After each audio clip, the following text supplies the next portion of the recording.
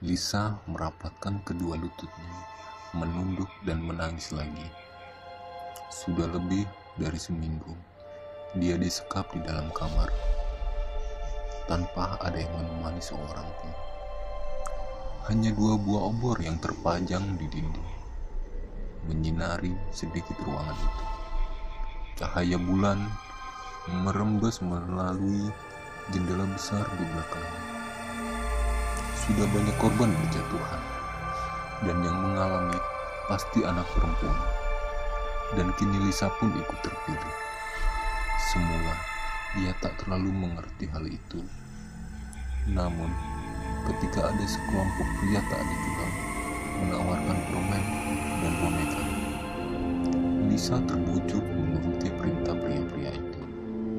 Lisa dibawa ke suatu tempat yang jauh sekali dari rumahnya. Ia disuruh masuk ke dalam sel yang penuh dengan jeruji mirip seperti penjara. Di sana, banyak sekali anak perempuan seumuran yang sedang duduk membungkuk. Wajah mereka sangat malas, seolah tidak ada harapan yang menyelamatkan mereka dari kengerian ini. Mereka semua sangat kurus dan cekung. Dan inilah awal malapetaka yang dialami Lisa. Gadis cantik itu menerima siksaan yang amat sangat menyakitkan. Ia tidak bisa bertemu dengan kedua orang tuanya. Padahal dari kejauhan orang tua Lisa sangat panik mengetahui anaknya hilang. Sirine mobil polisi terdengar di mana-mana, sementara surat kabar tak henti-hentinya menampakkan berita itu. Penculikan anak terus berlanjut. Satu persatu anak di dalam ruangan itu dipanggil dan dijual ke luar negeri. Lisa tak tahu tentang itu. Yang ia tahu, pasti anak yang dipanggil akan dibawa pergi ke tempat yang jauh.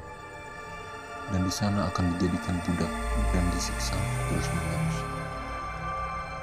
Dan sekarang tepat tanggal 13 Februari.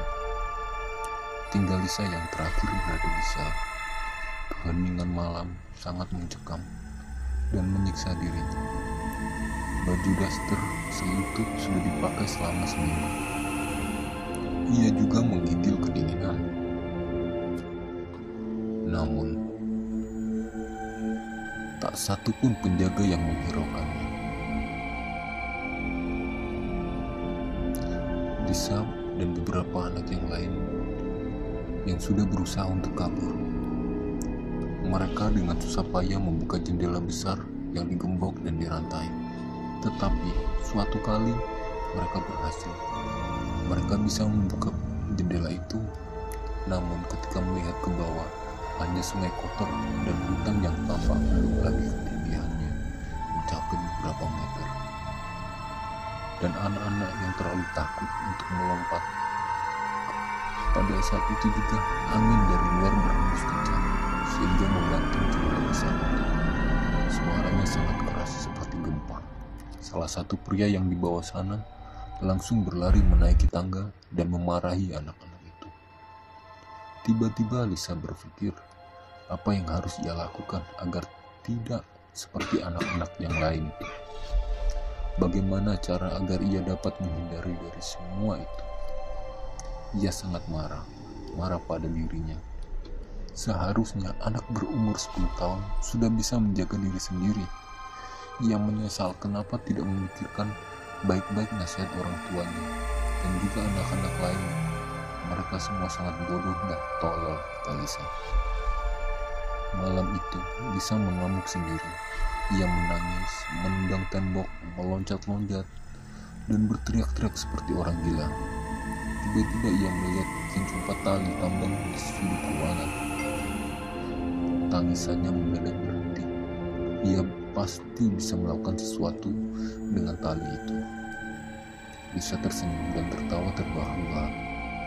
Ia terus tertawa sambil berjalan mengambil tali itu. Kemudian ia perhatikan paku yang sudah berkarat yang terpajang di atas jendela. Tawa Lisa meledak lagi. Gadis malam itu mengambil kursi kayu dan menyimpannya di dekat jendela. Setelah menaikinya, ia mengikat tali tambang pada paku dengan sangat keras. Lalu di ujung lainnya, ia membuat simpul tali melingkar seperti sebuah lingkaran. Kemudian ia berlari dan memasukkan talinya ke leher. Ia pun membiarkan dirinya tergelantung di jendela itu, membiarkan nyawanya lepas dari tubuh mungilnya. Kejadian itu lalu terus terjadi setiap 4 tahun sekali di bulan Februari, dan bangunan tempat penjualan anak itu pun sudah dibersihkan dan dijadikan sebuah rumah megah. Tetapi jendela besar tetap terpasang rapi di dinding tanpa meninggalkan sedikit pun sisa-sisa luka seorang anak. Dan setiap anak perempuan berumur 10 tahun yang berada di bangunan itu, tepat pada tanggal 13 Februari, ia akan ikut merasakan penderitaan seperti yang pernah